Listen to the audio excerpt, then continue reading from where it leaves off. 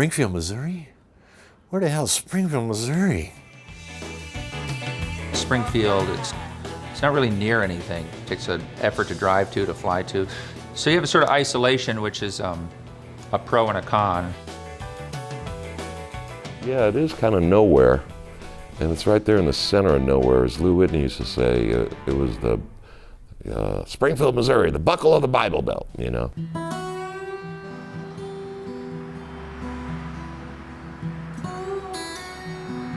It is kind of hard to get to. It's out of the way, and I think that adds to its charm.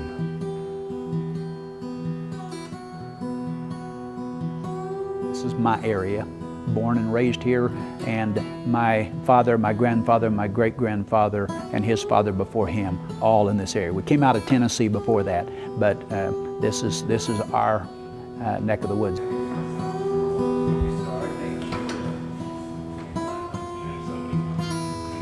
I raised a family here. My wife grew up here and loves Springfield. I love Springfield, everything about it. Sure, that's it.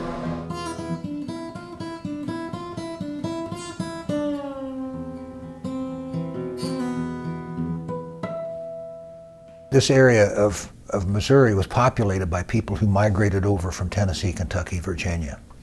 And I don't want to say they were the problem people from there, but for some reason they left, maybe looking for more land, and they came over here. So they saw the land, they got busy, and lots of little towns sprung up around here, with Springfield kind of emerging as a big one after a railroad came through here.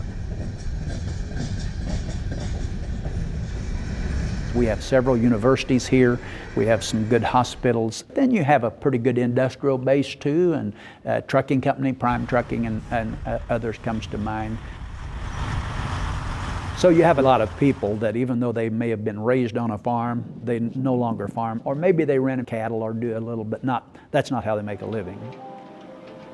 The history of people passing through there, of important musical people passing through Springfield, yeah, it was a hotbed in its way. It came from, much like it did in Tennessee, the backwoods, the hollers, it came from those places.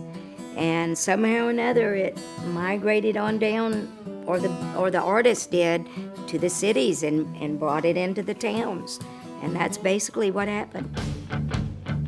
When you have that kind of isolation, you're in that studio, you're in that enclosed world down there, you can really just focus on what you want to do. If you're recording in New York, and you walk downstairs and you see a dozen other musicians on the way out, or you're in Nashville, and you're always aware of what the competition is, and you go out to eat and there's another songwriter right beside you. Like Springfield is the opposite of that. And I think that can be really artistically useful. Every second, every day gone. Got a job, but I can't keep working on. The first national press we ever got was in San Francisco. It was the San Francisco Weekly. And the first sentence of the first review nationally was something like, "Who is this band from the middle of nowhere?" They didn't even they didn't even name the town.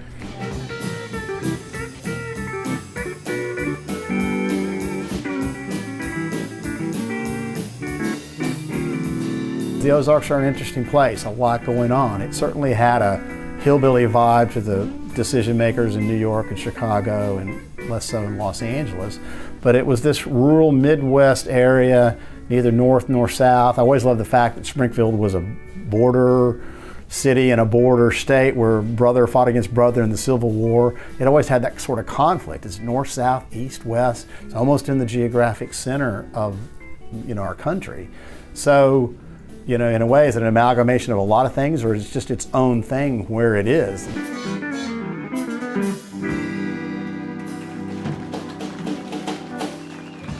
It seems sort of like a land that time forgot, that the music scene seemed to encompass the 50s, the 60s, and skip the disco era. There was an echo of the punk scene. It really was just like an oasis of the kind of music that I loved more than any other kind of music. The Ozark Mountains are very, very mysterious. A lot goes on back up in those woods. That kind of plays into the music. It plays into everything. We did a little tour of Europe. And it was right after the movie Deliverance came out. Need I say more? So these British cats and the Scandinavians and the Europeans are going, are you from our Deliverance? We have to go, no. But that was their, that's what they perceived it as, you know? I mean, you guys, look at you guys. We had crazy long hair and boots and big beards, but we played real well and we sang like birds. People were very impressed with that. So we would tell people, we would say, oh, Ozarks are beautiful, beautiful rivers, lots of trees, wonderful clear blue air, water, wildlife, but don't come here. The Beverly Hillbillies.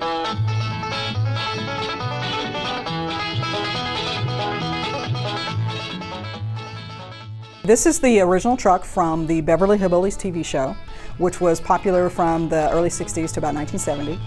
And this is a truck that was used in the series. And the reason we have it is the producer of the show, Paul Henning, was from Missouri. He lived in Independence, Missouri. He knew this area. Vacationed here, Boy Scout camp here. He and his wife actually bought property here, so he knew this area. There is a huge Beverly Hillbillies culture out there that I did not know existed. The Hillbillies are very close-knit, very family-oriented, very, you know, pull yourself up by your own bootstraps, don't rely on anyone else, very self-sufficient kinds of people, very hardworking people. So that's a very good thing to come from that kind of background. It works against you because people think that you're stupid, but that's not the case. I usually introduce myself when I go to a new place and I say, I'm a real live hillbilly, get your camera. Because that's who I identify myself to be, and I see that as a badge of honor. I know hillbilly can have a negative connotation. I am a hillbilly.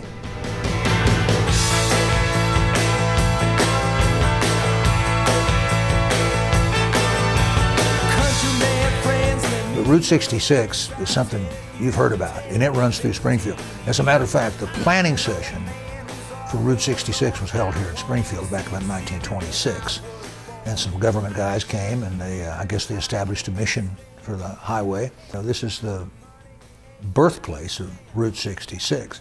A lot of times people would go from Chicago to LA. They'd go right through Springfield, Missouri and not give it a second thought.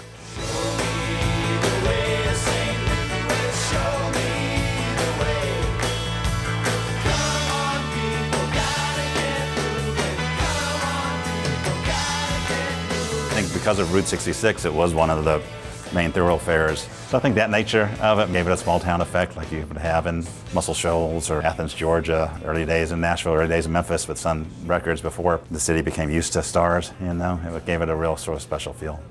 The thing about the Skeletons or Honky Tonk Chateau, Smarties, a lot of those bands, that to me they always kind of had like a Kinks thing, like the Waterloo Sunset thing where you're like, it's not just about a girl, it's about the location. It's a geographical thing, and like, you know, like you're looking, like in that song, you know, the way he paints it, like you're looking down on Waterloo Sunset. I've always thought those bands, they sound like Springfield to me. I used to be in like a bike gang, and we would ride our bikes up here and like yell at people, so yeah, I'm familiar. We were like a nice bike gang. When we were yelling at people, we were telling them like, do a good job, you know, so.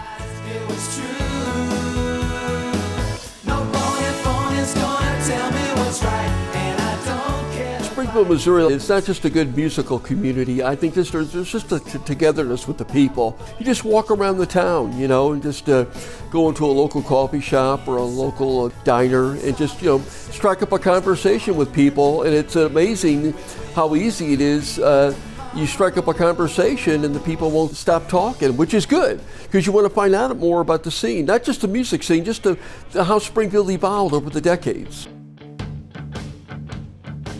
The late bassist, producer, and songwriter Lou Whitney was the cultural jukebox of modern-day Springfield.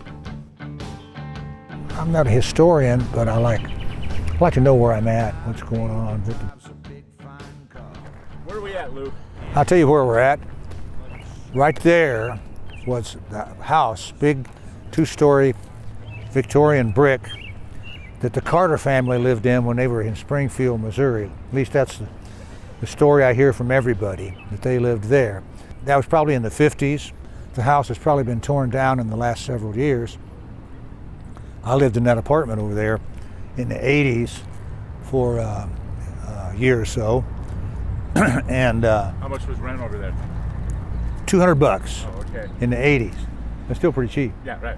If you learn about the history of a town, you can kind of get a gist of the vibe, you know, and it's not too hard to see how a vibe would develop, you know, and Springfield's got one, you know. Lou Whitney's emphatic approach to regional music reflected life in his Springfield studio.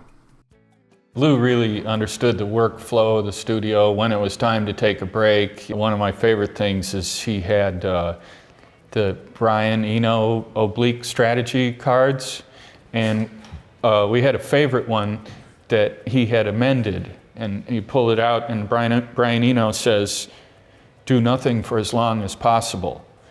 And Lou added, "Then go eat." Not only was he the funniest man I've ever been around, he always had something that was calming about him. Okay, we're recording this song, we're having a rough time. We've run through the song 6 times and we're not. Lou would always be able to say, "Boys, let's go get some cashew chicken."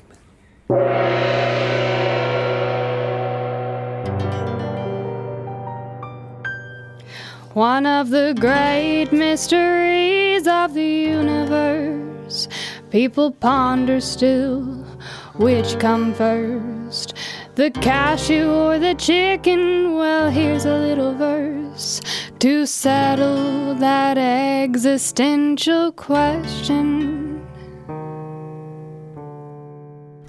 Chicken toes get cold 'cause they don't wear socks. They catch chicken flu, then they go see the doc. Then they wheeze and they sneeze and they go bok bok. Cashew, cashew, cashew. Bless you, cashew, cashew, cashew. Well, the first one I remember is Master Wong's, spelled W-A-N-G, but pronounced W-O-N-G, and the reason being is that the owner thought that they shouldn't call it Wang because it might have some other kind of connotation. Now you can find it on menus in Dallas, Texas as Springfield style cashew chicken. Hey, who asked? Now you're the pioneers of cashew chicken. Springfield style. Tell us what that is. It's a deboned chicken breast, and it's lightly battered and deep fried, and then it's finished off with an Asian oyster sauce and topped with cashew nuts and green onions. And you started the whole thing here. My dad's the one that started it all. He was ground zero for the Springfield style cashew chicken. Singing, where did it begin? Where did it all begin? Immigrants have always used Route 66 as a migratory path, but Springfield residents remain loyal to the Queen City's sense of place. Everyone but myself still lives in Springfield, Missouri. Everybody still eats cashew chicken on a weekly basis.